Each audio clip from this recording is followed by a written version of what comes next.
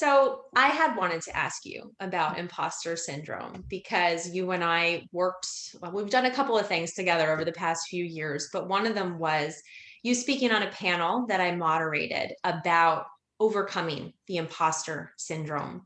And something that really stuck with me when I heard you speak in that setting was about your experience with the imposter syndrome. And you just really bring your genuine self to overcoming it.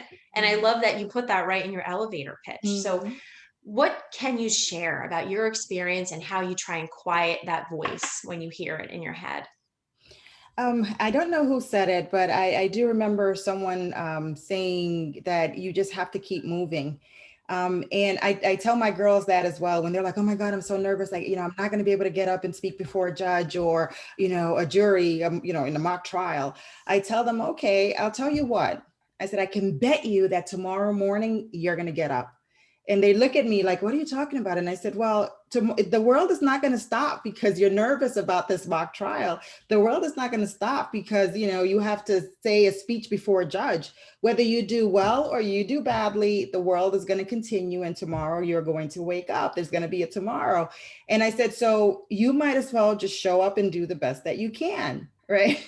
And once you realize that, you're like, well, nothing bad is going to happen to me in this experience. I'm just going to try to do the best I can. And that's my mantra. It's really just, first you say yes. Somebody offers you an experience, because I know a lot of people too, especially women, they get offered an opportunity, whether it's a promotion or to meet a client, and the first thing they want to say is no because it's outside of their comfort zone.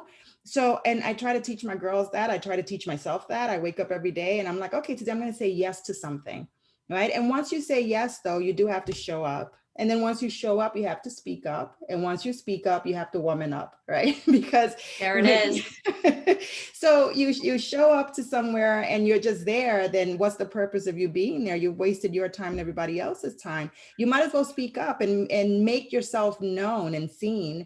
But then once you do that, know that somebody's going to ask you to do something, right? When I show up for the New York State Bar Association, for instance, and I say, listen, there's stuff that we could be doing differently. I know the next step is going to be, well, why don't you write a paper to tell us how? Or why don't you show up at a meeting and tell us how? So I know that I do have to woman up. I have to show up as my best self, not just my authentic self. I have to make sure that I'm ready to do the work. I'm so glad that you mentioned woman up because when I heard you say it on that panel, I thought it was just